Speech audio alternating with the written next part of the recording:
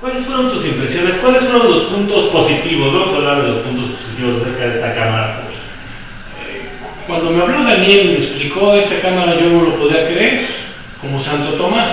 Entonces nos reunimos en 2 ocasiones, hicimos unas tomas en el Zócalo hacia la Torre Latino, y yo no podía creer que con una cámara de 2,000 pesos se pudiera hacer una toma bajo esas condiciones. Muy bien, desde el Zócalo, la Torre Latino, la punta, la gente, la definición, y resulta que esta camarita va de un rango de un 28 a un 503, que los equipos que usamos en mi empresa en Memoria Digital, donde yo soy director creativo, para hacer una foto como la que hicimos con tu camarita de 2,000 pesos, pues se requiere un lente 500 milímetros que te cuesta entre 30 a 25,000 pesos, muy nítido, pero no luminoso, y una cámara promedio estándar de unos 15 a 20,000 pesos.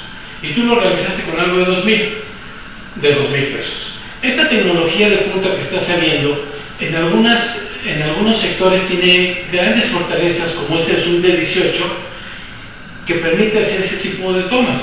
Luego recordarás que nos volvimos a reunir en la noche para hacer tomas nocturnas, y ahí yo, antes de usar la cámara, te dije, lo más probable es que la cámara no te funcione, no te sirva, porque en donde tienen grandes potencialidades, luego tienen grandes debilidades. Y así sucedió. De noche no servía la cámara. Pero yo siento que es una cámara adecuada para el aficionado, para alguien que quiere empezar a sentirse atrapado por la magia de congelar momentos, instantes que son irrepetibles y que Dios nos regala.